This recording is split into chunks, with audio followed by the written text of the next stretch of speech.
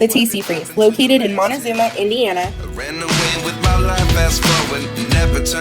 We offer over 32 soft-serve flavors of creamy, delicious ice cream, hand-breaded pork tenderloin, famous homemade pony sauce, and don't forget our roasted chicken. Is this really happening? I can't believe it's true. I'm just as surprised as you. Is this really happening? I can't be too sure, but one day I'll be yours again. Open Tuesday through Sunday, 10:30 to 9:30. To place an order, call 765-245-2887. We appreciate your business. Okay, folks, why don't we get started here so we can get you out at a good time here. We're not going to go around the room and introduce everybody.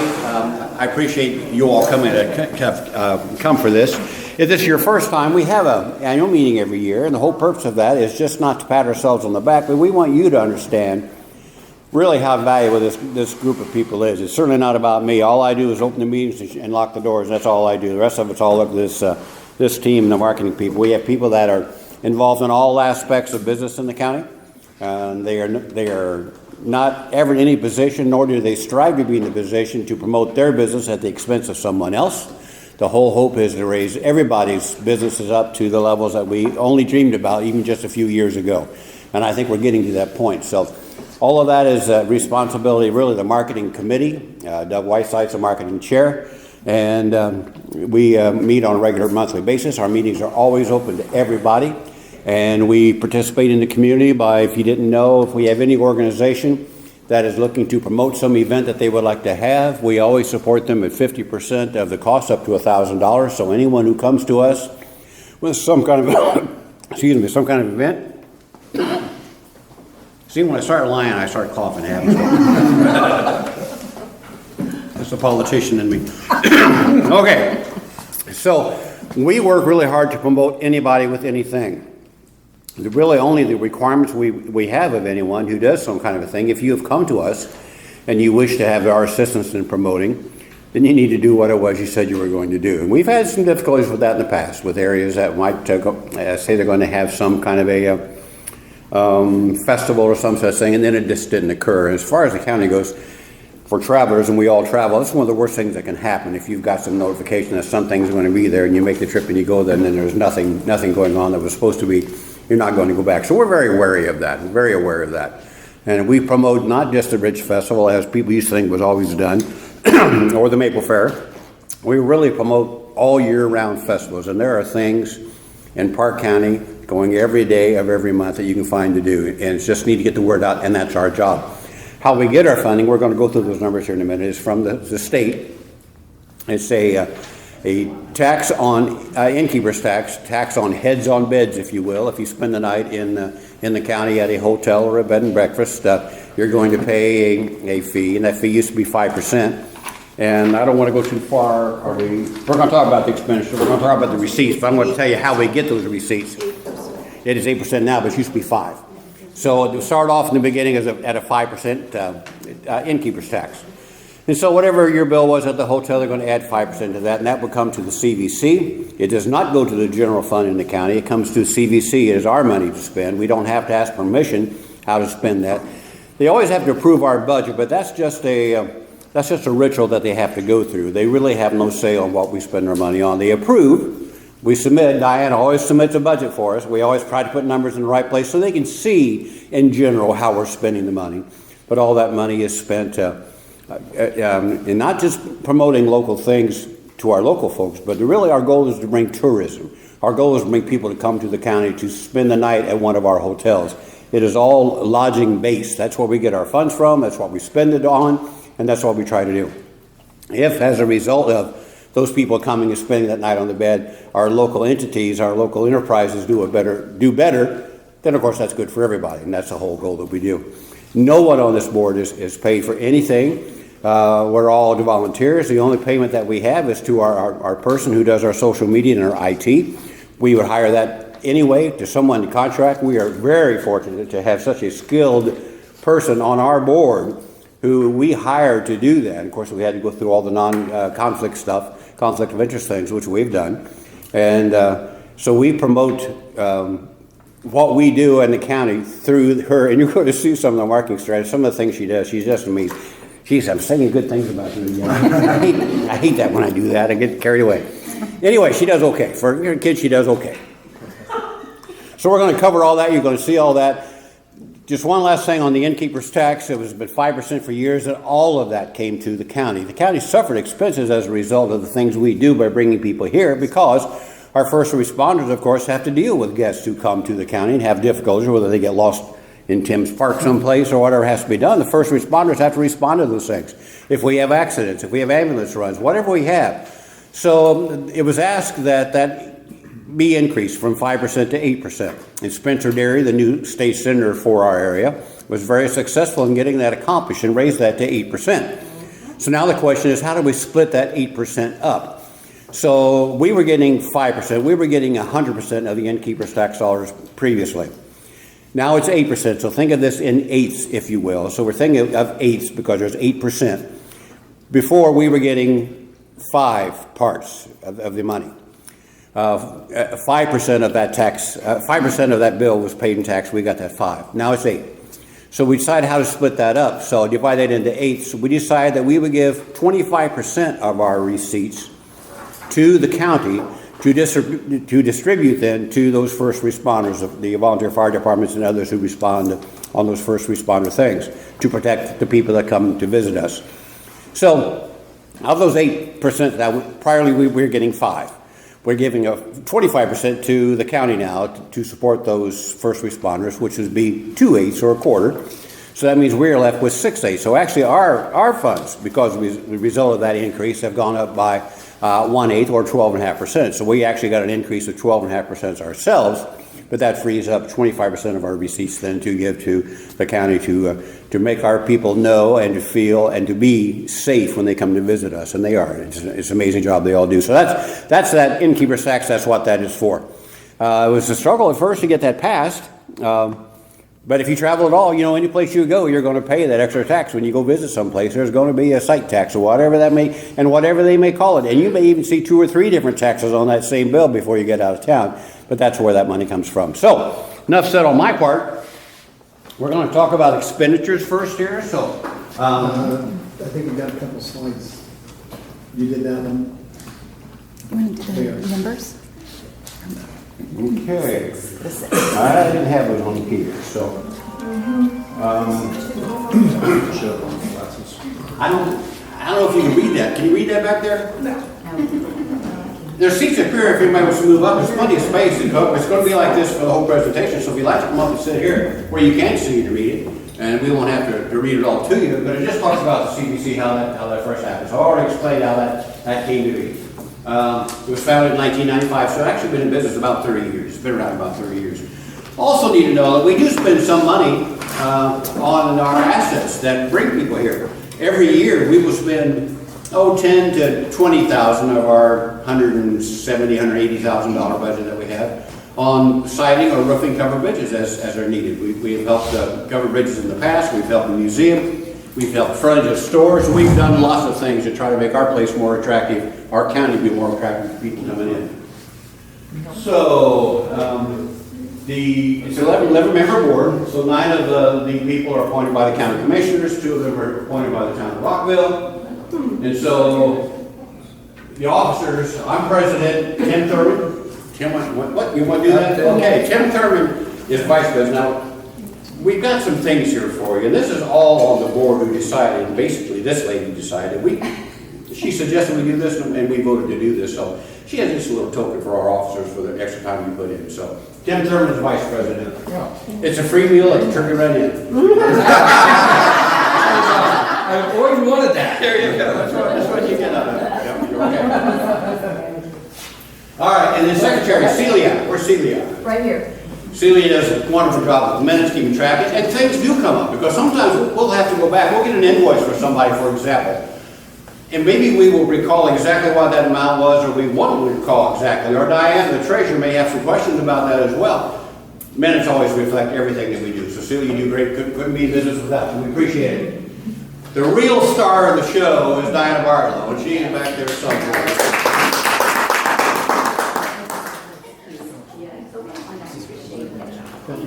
She will hate me the rest of her life because I know what I'm talking to her into taking this job over. How many years you been treasurer now? I told Doug and Karen, I'm not sure, I think 2010, but I'm not sure. Been a if long it time. was Well, you've never been very good with numbers, so I can understand. But Diane does wonderful. Now, her gift from us, and I know you're not going to like this, but yours is bigger than theirs. We really discussed how best to thank you for what we do. We can't hire you. Obviously, you're not hired. You're a volunteer doing this stuff, but we can give you a gift for the things you do. And Diane, I know you know, but I just got to tell you how deeply we appreciate the work and effort you put into this. So thank you very much. So just a moment, I'll finish, and then we'll go through that treasury report just a little bit. No, we don't have to go in depth. Beth might explain what those numbers show and what they mean, how that works. All right, marketing chair, I've already introduced Doug Whiteside. If you know Doug, Doug's been around Parke County and tourism for years and years. He was out of Billy Creek Village for years when it just got up and going, and it's got transformed to the wonderful thing that it was. And then when he left, when he was gone, that's when the demise began, and it fell to what it was. I was just out there again the other day. We had a presentation, in fact, here by a lady who's now the manager out there. And it's coming back and they're doing wonderful things out there as well. So it's going to be a great entity again. It's just such a wonderful little jewel that Parke County has that has been neglected for the last 10 years, I suspect. Probably a decade already. 20. Is it really 20 years? Jeez, I'm getting old. Okay. And then yourself. He's not gonna talk about himself, but our I am a wonderful human. Actually, we will talk about himself. But no, he's our fearless leader. Thank you so much for everything you do, and I was not going to leave you out. Well, so, thanks, man. yes, thank you. So, the change, Doug and I are old enough to know, I don't know about anybody else, but Doug and I are old enough to know, and he's a kid compared to me. Back in the days, when we were doing advertising, and we would put in a newspaper, we'd put a coupon in the newspaper. If you brought it back to Parke County and you went someplace, you could get a free ice cream cone or a free whatever. And that's the only way we had to track where everybody was coming from. We might run a little bit different ad, a little bit different wording or picture, and different whether we sent it to Danville or Chicago or St. Louis or wherever we went. That's the only way we had to track where people were coming from and what they did when they were here. Today, Courtney can tell you what you had for breakfast this morning when you came to Parke County. I mean, the analytics, the Google Analytics and her analytics, amaze me. They kind of scare me anymore, but they just amaze me on the tracking. So they'll know what your age group is, your gender, what your favorite things are, what you've done. So all those things. The hits, the contacts, you're going to talk about those. In those days, if we got 100, 150 coupons back, my God, we were thrilled. We got 150 coupons back. Now we're talking hundreds of thousands of hits and contacts with people on a regular basis. It's just a different world. So Courtney, you do wonderful. Thank you very much. And the other people on the marketing committee, and they meet on a regular basis. Again, it's not. That's why I keep saying it's not about me, because I just start the meetings. This marketing committee, these people do all of this work, and they create these wonderful things. They always bring it to the whole board. We always have to approve the whole board, approve the expenditures, but we do all that. But we're only approving the work that they have done, that was not done by all the rest of us. And anybody can be on the marketing committee meetings at any time. Anybody can come to marketing committee meetings at any time. We are completely transparent, completely open all the time. So there's other people I want to meet real quick. Jen Kersey, you just passed out the presents, so thank you very much. Appreciate that. I'm just reading this to go in order. Tammy Reeves. Tammy. She's not here. She's not here, yeah. I just realized that she's not. She's from Montezuma. We also try to get membership from all around the county, different places, different professions, different businesses. We try to spread it as wide as we can. Chris Newcomb is not here. Chris is out at the Rockville Lake Park, so he's a park manager who's part of this board. Kim Brown. Jeremy, are you related to that? And John Bonomo. All right. Our budget last year was $165,000, and we have a list in there. It's on your table, so where those expenditures go, we're going to talk about those now. So who's going to do that part? Diane, you're up. Okay. Did everybody get the spreadsheets, the packets, spreadsheets.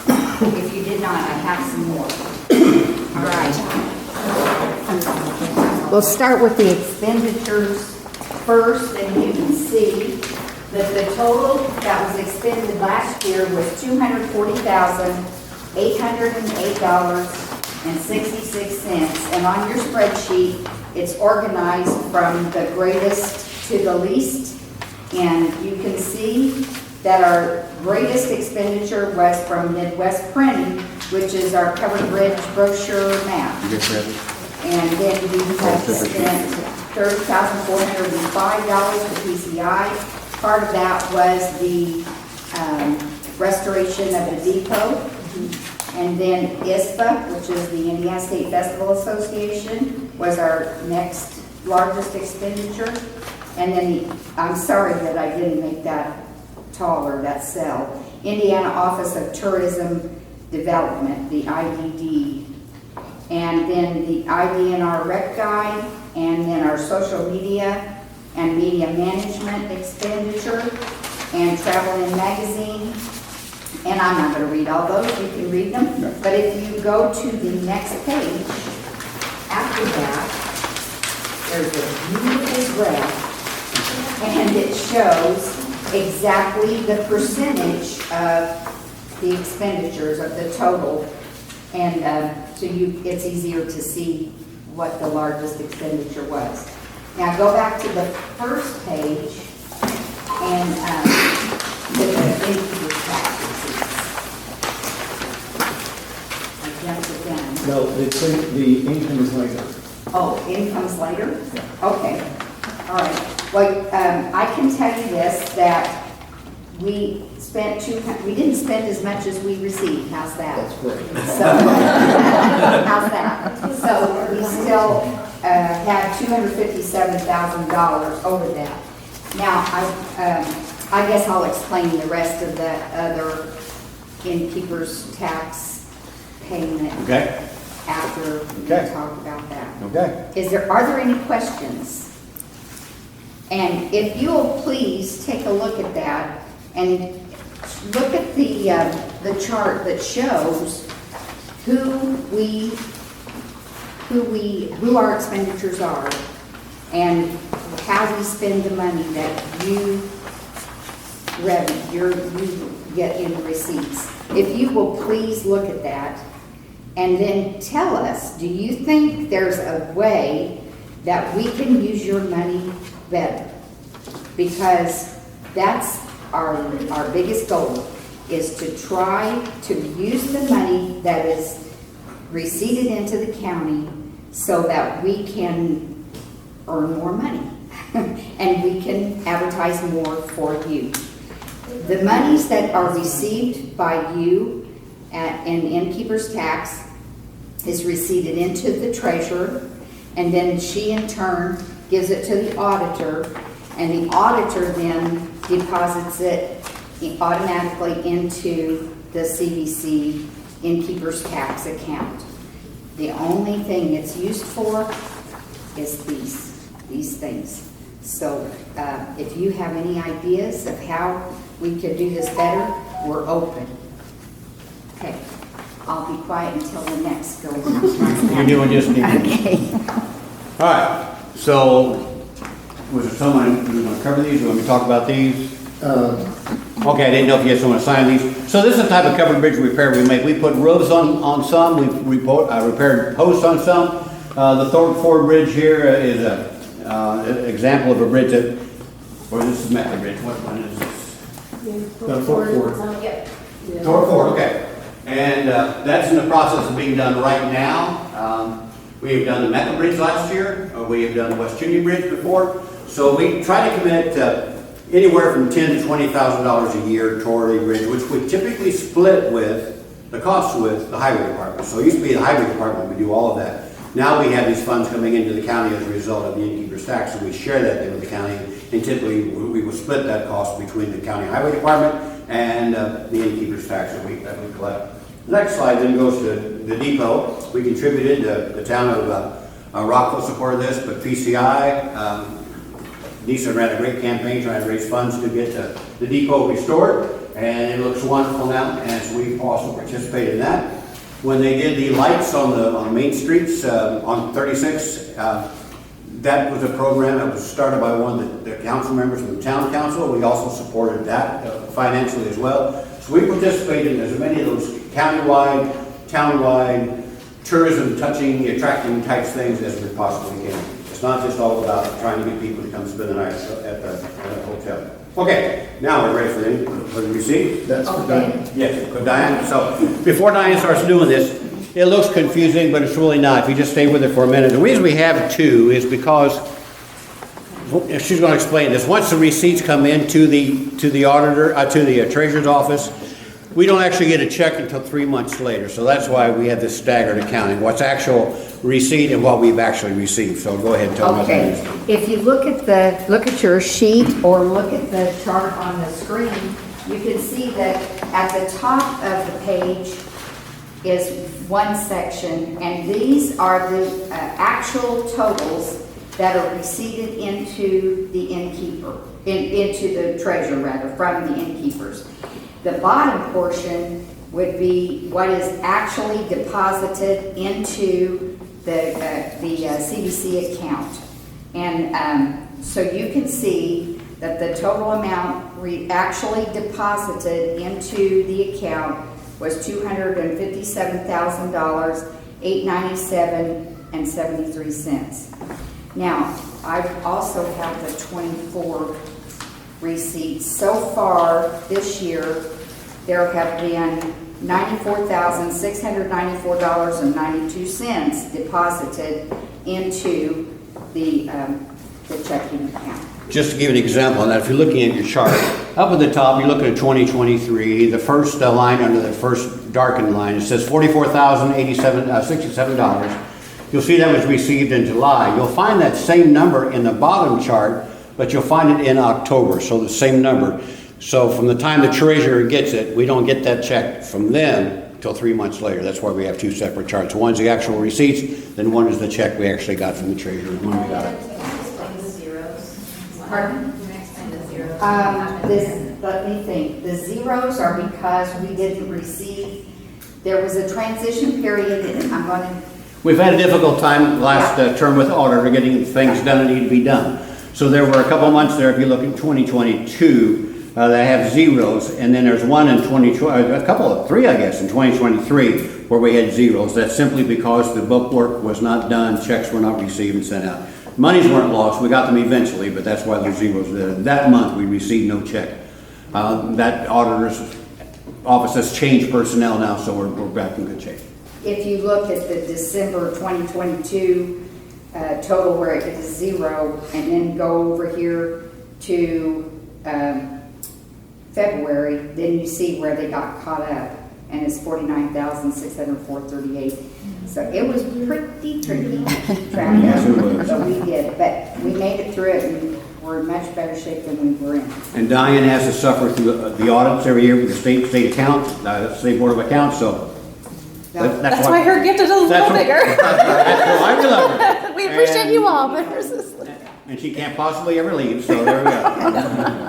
If you look on the, well, you can't look on the second page of this year's chart, you will see that we paid the 25% to the auditor of $8,648.50, and that was that portion that we paid for the first responders. The difficult part with last year was the first year it was instituted in the middle of the year. Some entities were collecting the 8%, some already had commitments and they weren't doing the 8%. Right. So we just kind of had to ballpark what we expected to be, so the council and the commissioners agreed to a number that we thought was as reflective of what the actual pay would be, just to get that taken care of, and now we'll have exact numbers to pay the 25% on. So now we know exactly what it is. Before we were just kind of speculating on that. And I can understand, because I've been a first responder for many years. My husband's been a first responder, and I know how many extra calls are received during that festival.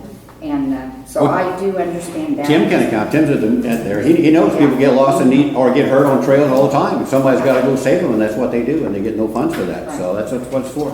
Have I forgotten anything? Never that I know of. Okay.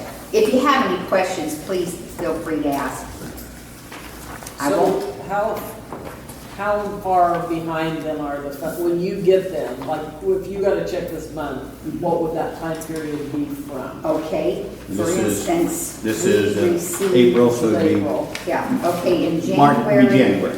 Yeah, January, the receipts were actually $13,066.60. And I just received word today that that was deposited in March, the end of March. So you're 3 months behind. And also, I want to explain, the auditor and the treasurer mainly the treasurer, have to keep up with the fact that so much of the innkeeper's tax is received in through the state, through Airbnbs and through Verbo. Yep. And some of the other online reservations. So that doesn't always come in on time as well. So they have to, that comes in from the state. Yeah, so those taxes are paid to the state, then the state sends them to us. If you've ever worked with the state, as I have for 20-some years, it's not always in a timely manner when it comes out. It's on their. It's whenever they get around to it, yes. Yeah. Do you have any other questions? All right, thanks for ma'am. your time. You know, we appreciate you. I thank you. Okay, I'm thinking marketing strategy is next, and the marketing chair is Doug. And Based on last year's, I have also done an additional sheet for everyone tonight.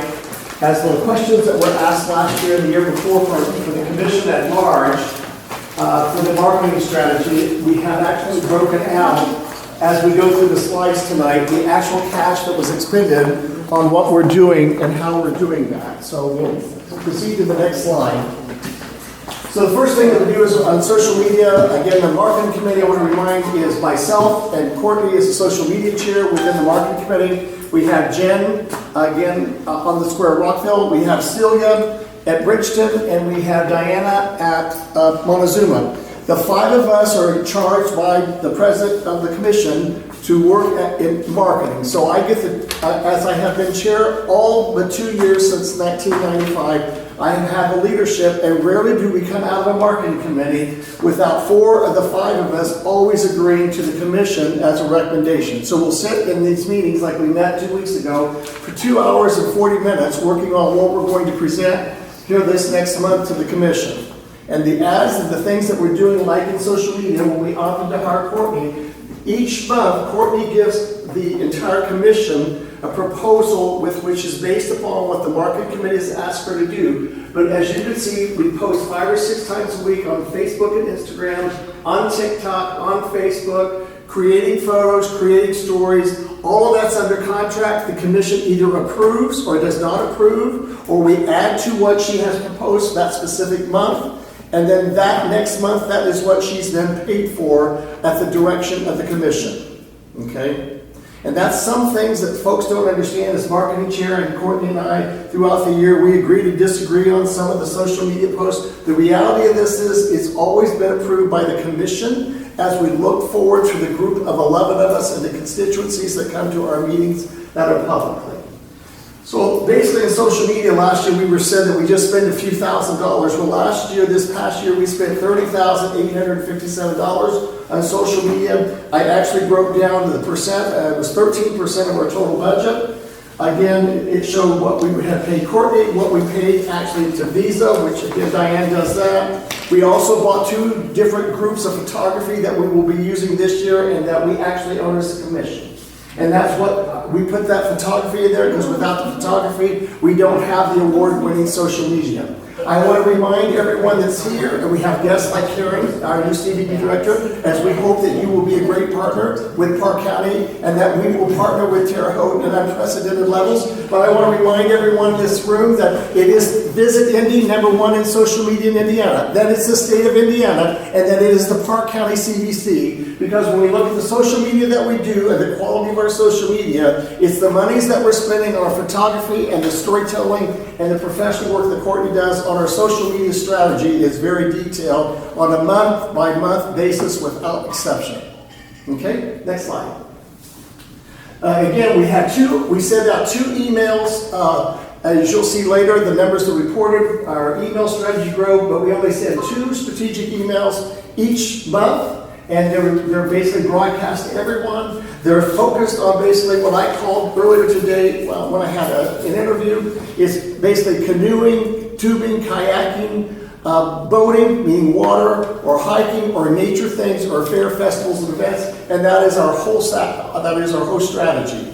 Compare that to other convention bureaus. We don't do sports marketing. We don't do motor coach marketing, and Tim knows that the tricky went in. We don't do group marketing either, as far as to try to drive group business like most bureaus in the state do. We are basically in the recreation and fair festival event business in Parke County. That has served us well.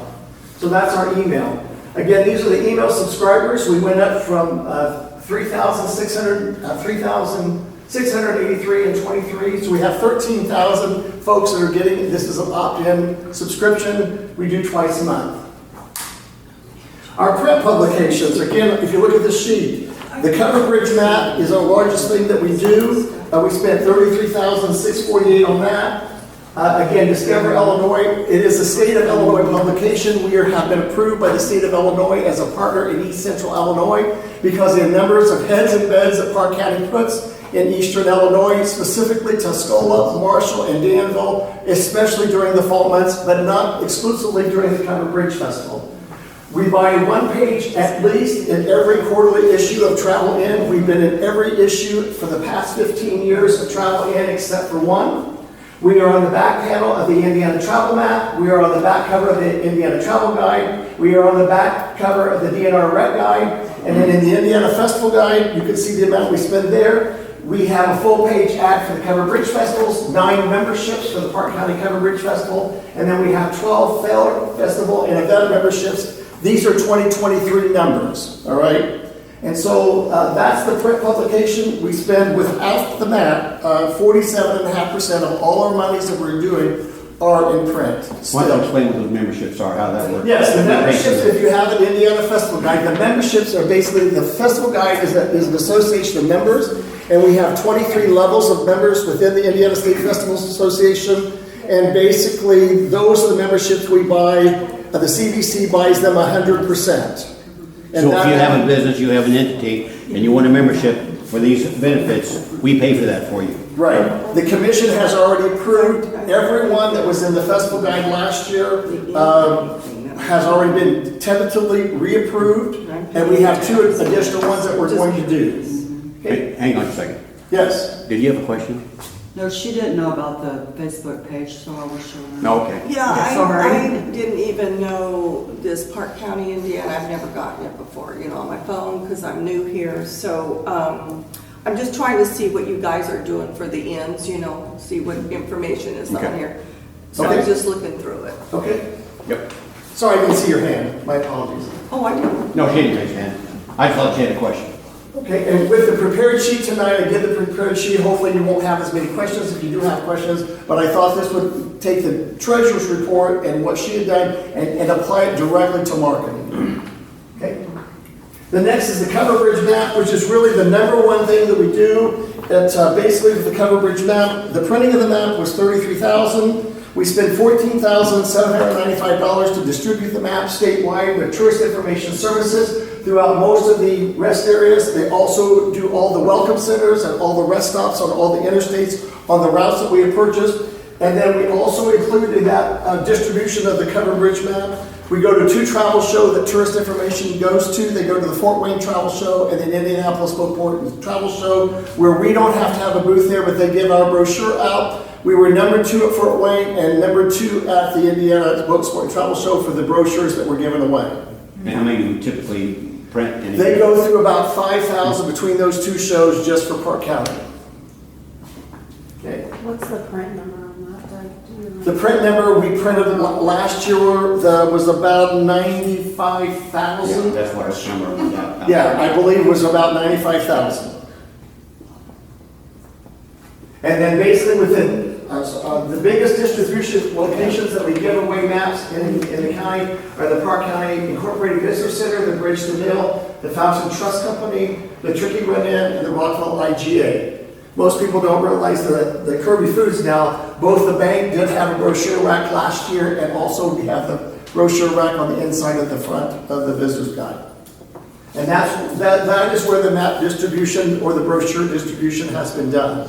Last year, there were lots of questions. They didn't realize the number of routes that we did, and when the marketing committee met.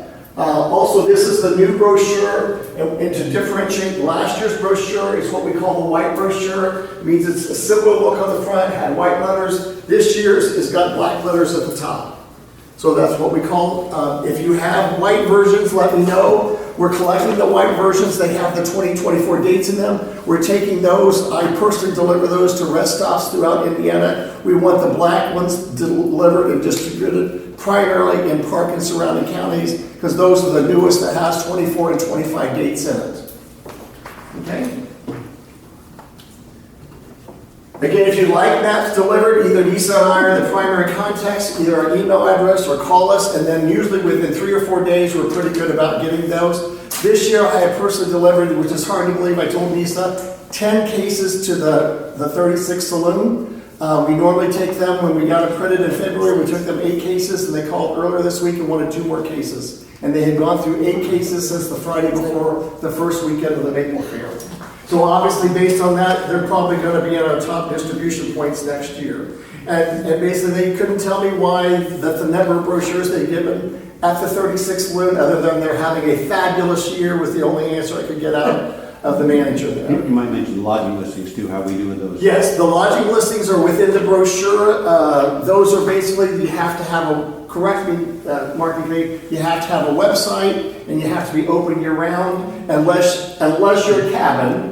You have to be open year-round. We have had an explosion on some of the months of our collections where we have been up to 18% of our total collections are now coming through the state through Airbnb, VRBO, and everything else. Those folks we don't list in print. You'll see some of our ads on the back of the publications in there and inside the brochure. We don't list the VRBOs unless they have open year-round and have a website, and you can make independent reservations, not just through Airbnb. Okay. Okay? Again, remember the State Festivals Association. I work for them personally. I don't have a vote when it comes to commission stuff, but last year the big controversy, I would say, as a marketing chair, is the previous year that the commission had voted unanimously to put a festival in Parke County on both sides of the bus, which means you had to be at the 825 membership level.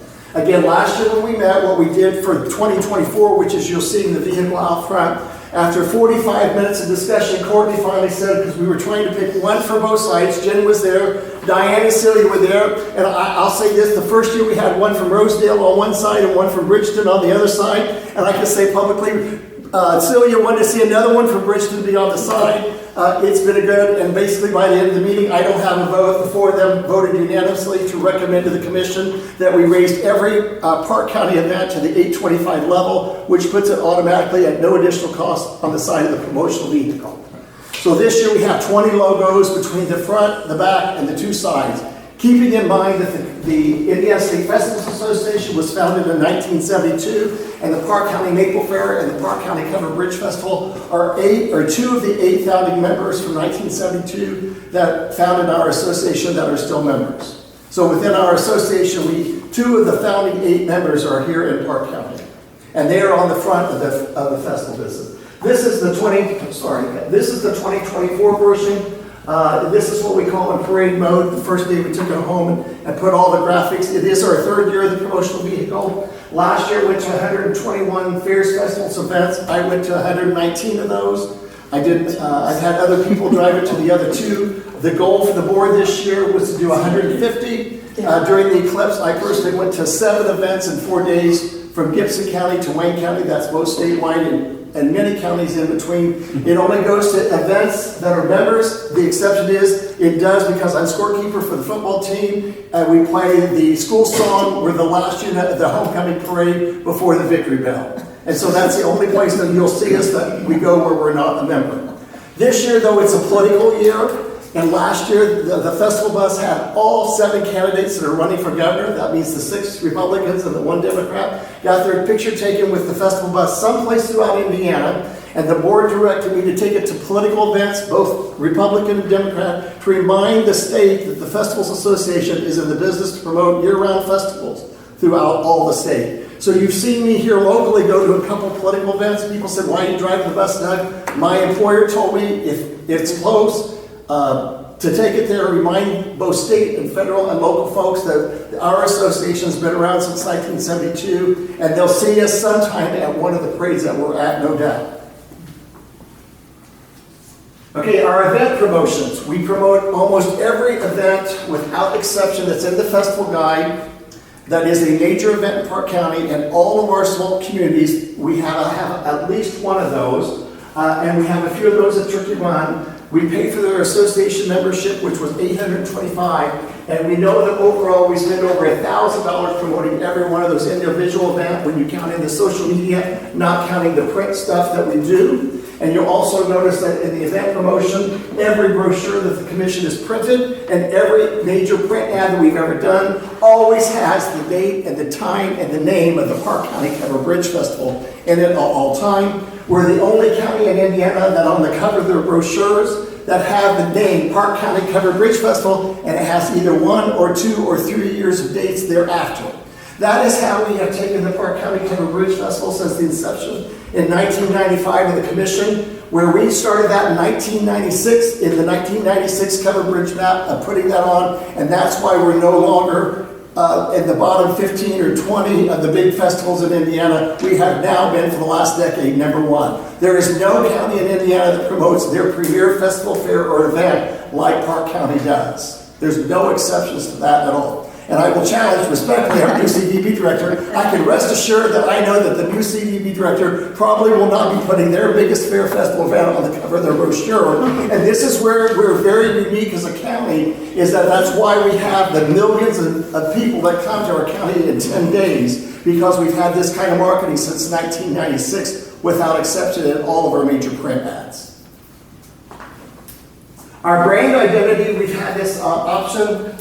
We hired a company, Propeller Marketing in Fishers, Indiana, that worked with the commission, and this is the brochure logo that we have adopted and we have used for nearly 20 years. This year at the Indiana Tourism Association meeting, they talked about all the brands that have changed, and it was noted by the speaker that Parke County is still using the same logo they used over 20 years ago. We are the only county in the state that continues to market the same brand. Now, the commission has talked, as Courtney knows, about updating and changing that brand. Again, it was so noted that part of our success is that, as Karen knows, we are the smallest. We are a small commission based on our budget throughout the state. Terre Haute enjoys a $3.4 million budget, about that? 3.25. Oh, 3.25! And we're spending about $265,000 more or less this past year. That most folks don't realize that most places have CDBs. We have a CDC, which is we're commission, and we're commission based of a group of volunteers. And that is very important because, as we know, we had a festival in Indiana that laughed 2 years ago at Parke County because we were advertising the Covered Bridge Festival. They have a Covered Bridge Festival too, and over 20% of their visitors that went to their festival thought they were coming to Parke County, though it was not in Parke County. We have been very emphatic the last 2 years that everything we do with the Parke County Covered Bridge Festival, we're emphatic that you use the word Parke County. It's not the Bridge Fest. It's not Covered Bridge. It needs to be in your marketing, Parke County Covered Bridge Festival, because there are 7 other Covered Bridge Festivals in Indiana. You don't think about them. And there's also a major one in Iowa and a major Covered Bridge Festival also in Ohio. So if we don't use Parke County, then how will people know it is our festival in Parke County, the Covered Bridge capital of the world? Okay. And now we're going to talk about our social media, and that's Courtney Cook. She's also on the marketing committee. And what I can say is that we're very, very proud of the work that Courtney does. Courtney doesn't get a vote on anything when it comes to things that we pay her for. She can talk, but she can't vote. No different than with me with the Festivals Association. I can talk, but I can't vote. Now Courtney Cook, social media chair. All right, so I will say everything. I know some of you can't see what is on this presentation. I'm happy to email it out afterwards, but I will go over the main points of it.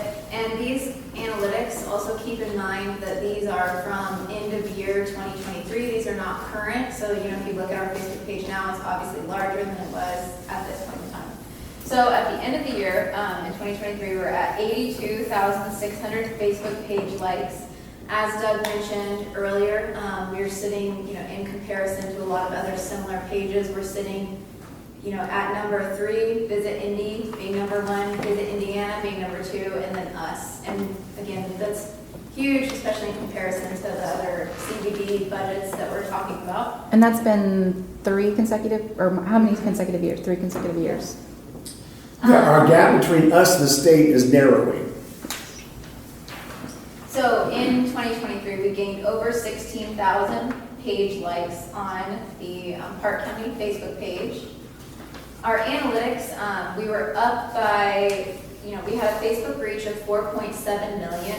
And when I say reach, that means lots of different things. That means comments, likes, interactions, clicks. It's the total view of a post. Those are the numbers that amaze me, that we've gone from newspapers and reaching it maybe a few hundred people to 4.7 million people who are having an interaction with us. Does that include impressions?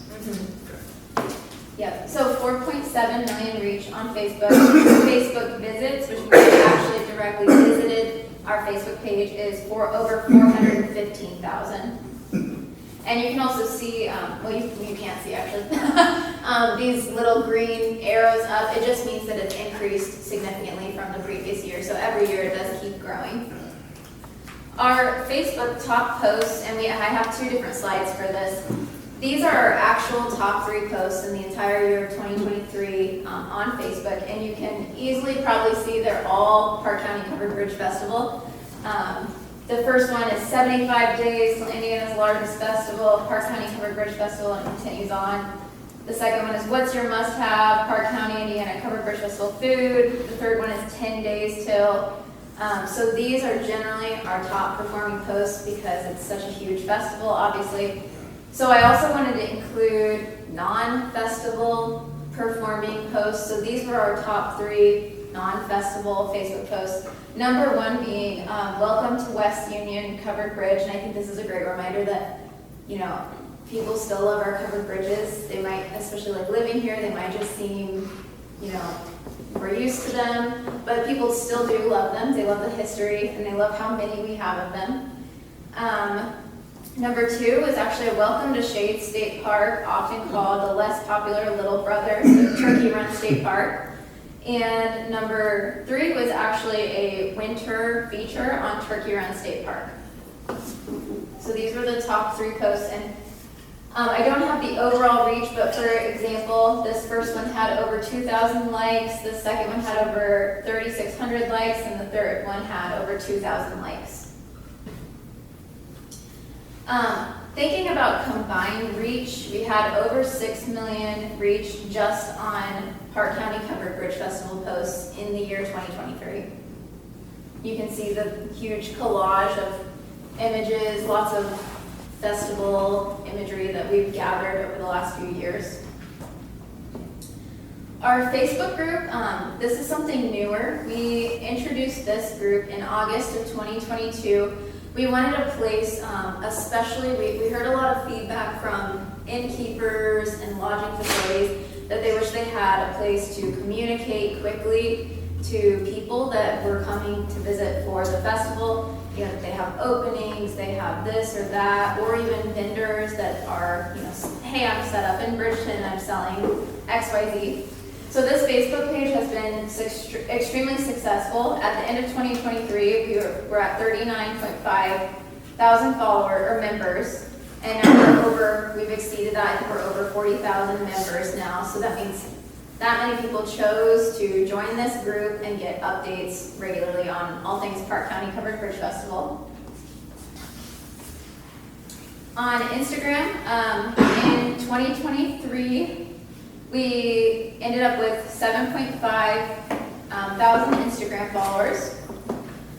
A lot of this was due to using Instagram Reels and video style content similar to TikTok, so that helped our growth significantly. Our Instagram analytics, we were, almost 1 million in Instagram reach, so about 924,000. We had over 25,000 Instagram profile visits. And then our top 3 posts, This one I will also show later. So this one is what I'll talk about in a second, but it's looking for a fun summer trip, look no further than Parke County, Indiana. Lists out a lot of information. The second one is a taste of fall views in Parke County, who's ready for the Parke County Covered Bridge Festival. And the third one is breathtaking views of Turkey Run State Park from the weekend. So these are our top 3 posts on Instagram. This was the first post that I showed. So we've had a lot of reels go viral, but this one was the largest of them all. So we had over 600,000 people on Instagram, and it continues to grow. So even I think when I put this presentation together, it was around 618. So it only continues to grow. We also added TikTok in early 2022, and by end of 2023, we had about 3,600 followers on TikTok. So it's been performing very well, and over around 20,000 likes on our videos as well. Our website visitors, so there's a few stats here that again I know you can't see, but overall we had 1.3 million page views on our website. And you can also, there's a breakdown of information. This right here that I'm hovering over is a key part of it. 316,000 people searched for us and found us. 138,000 directly typed in coveredbridges.com to find us. 89,000-ish came from our social accounts. And then we have referral and email as the next 2 big percentages. But I think those numbers of where they were coming from are very important in understanding our analytics. And I would assume a lot of those direct typing in Covered Bridge Festival or coveredbridges.com were people seeing our print publications and typing that in. Any questions on the social media? Good job, Courtney. Thank you.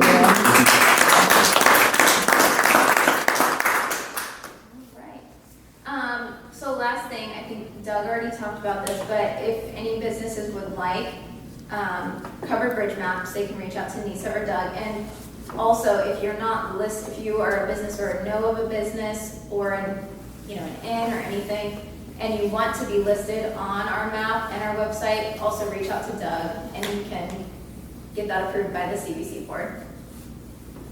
Also, reaching out to us with any business updates. If you update your address or your phone number, we will, within 24 to 72 hours, update your listing on our website and our print piece as well.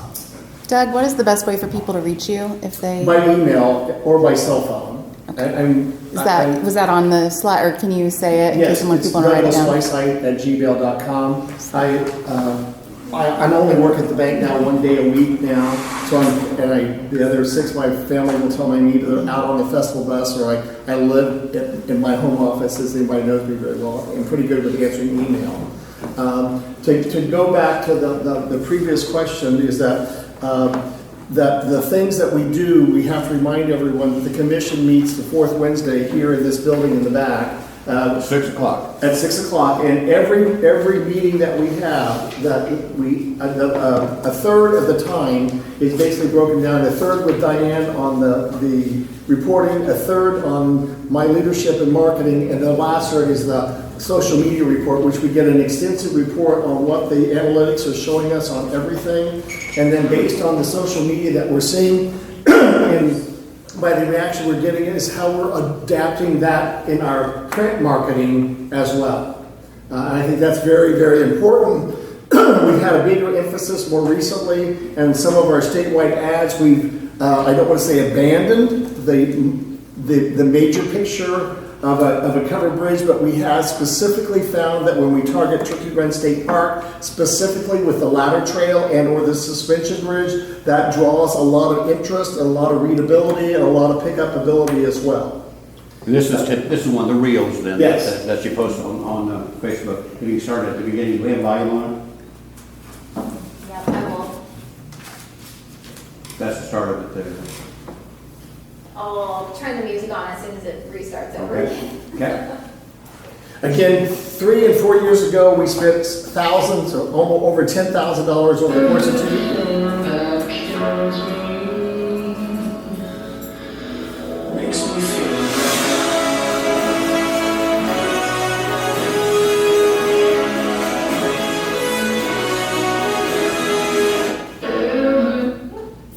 That's it, just a little shot on the reel.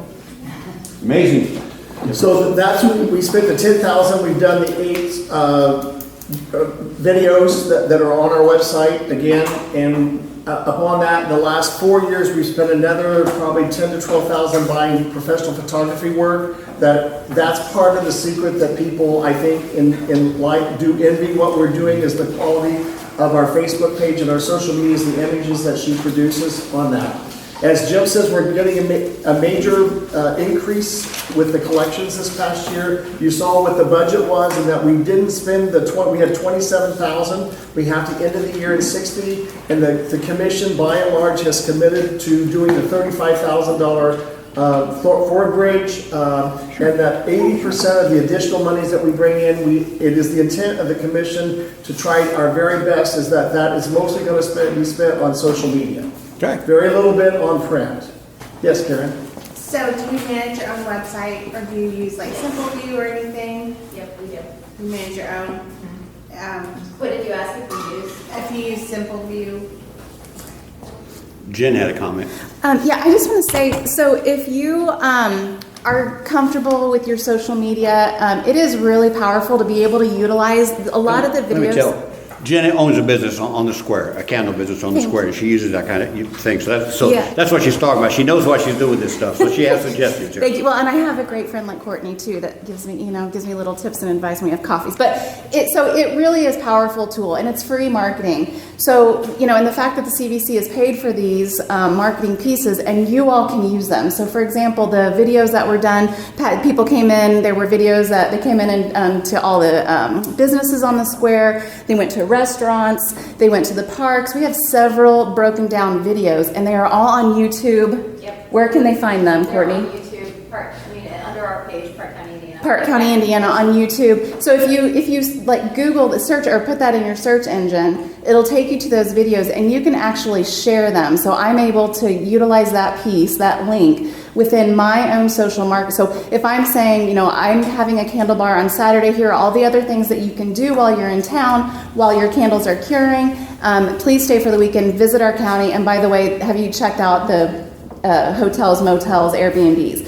So you can utilize those videos, and they are really, really well done, very professional, and that helps build your social media platform. So the fact that we have those, we've done that for our use, obviously, but you guys have access to that as well. So if you're not comfortable with it, I really do encourage you to get more comfortable with those kinds of things and use them, because it's free. And really, if you have questions, come to a CVC meeting. Bring any question you have. That's what we're there for. We're here to promote you. It's not about promoting us at anything. It's about promoting what you do. Our hour, I try to keep it to an hour, because I know it's about all of our butts can typically take is about an hour of a meeting. So we're there. But if you have more questions, feel free. Anybody have anything else right now that you'd like to ask or cover? Go ahead. Yes, sir. You got to 119 or 121 vessels in that. Yeah.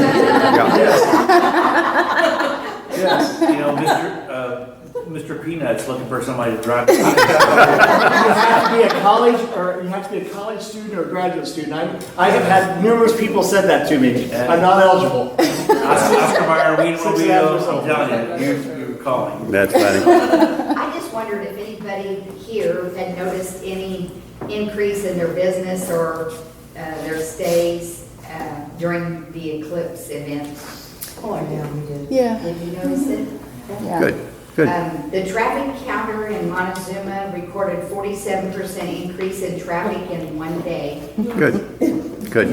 That's another thing we do, by the way. We do traffic counts. This year, they're going to come to our next meeting, go through those traffic counts. We mainly ran those this year because the commissioners changed the setup in Bridgeton, so we had the road that typically the vendor set up on no longer is open to traffic. If you've been there before, it was open to traffic, cars, trucks going down there with a million people being in the aisle. So that was changed. We're interested in how that will change, because the first year they didn't really know coming in that they couldn't drive through town and park at the parking lot they parked in for the last 20 years. They can still have parking, but it's on this side now. You can't get across. Our hope was that after the first year they would learn, because there are ways around, and you can get around to where you want to be. You just have to know how to do that.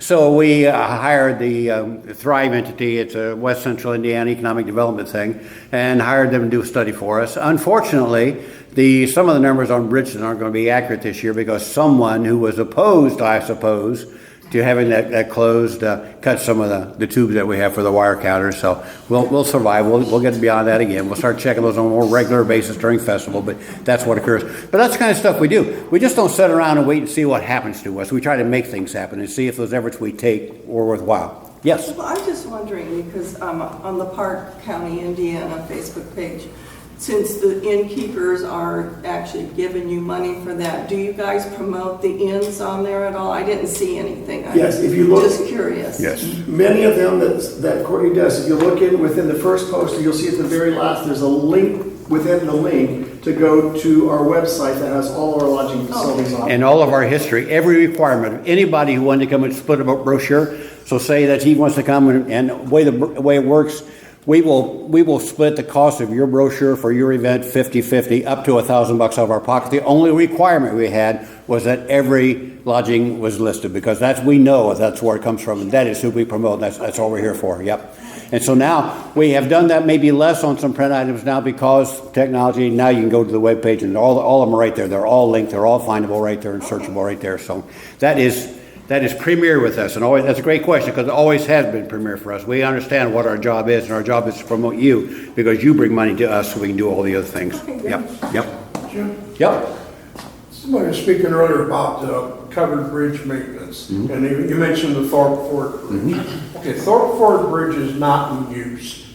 Well, I guess Mecca's not either. Well, we have 6 that are not in use.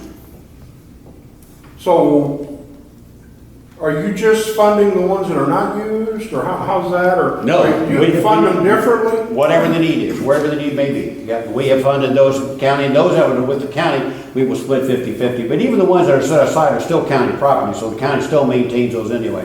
So we have 6 that have been bypassed. I think 6 is the number. Thorpe Ford, Mecca, Bridgeton, Rocky Ford, West Union? West Union, there's one more I'm thinking too. Narrows? Yes. Yeah. Although Narrows Bridge actually is owned by Sugar Rest State Park now, but we still work to maintain it, but as does the park as well. So, Commissioner saw years ago that it was these things are so valuable.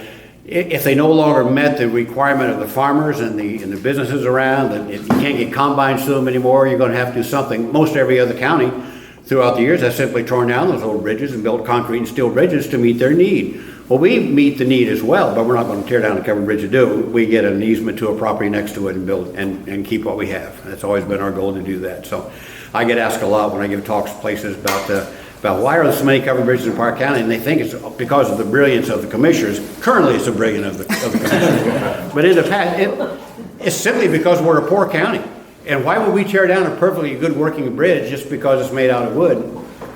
Some of our bridges, I was just on one today, yesterday with some friends of mine who came from South Carolina for the eclipse. It's been there and been in operation since 1856. 170 years this thing has been operating, so why would we throw that away now? But that one we have bypassed. We have a ramp that you can go down across the river on with your equipment. Anybody else have a question at all? Yes? On the traffic count meeting, Uh-huh. when is that meeting? Next 24th, is that the day? The 4th Wednesday Yeah. at 6 p.m. I think it's 24th, yeah. Yes. Yeah. Yes, the 24th at 6 Now, those numbers won't be as accurate as I wanted them to be, but once they set them up, somebody vandalized those and cut those lines. So we'll make sure that doesn't happen next year. The budget's $55,000 a year for bridge repair. For bridge repair, okay. So that's what we spend. So our job, keep those babies going too, so. Yeah, and we have 2 other bridges I didn't even mention about. Beeson Bridge at Billy Creek Village and Leatherwood Station. Leatherwood Station. So Those are owned by so Billy Creek Village. we don't lose. We let none of them go away. We're going to keep all of them as long as we can. Thanks, guys, for coming. We appreciate it.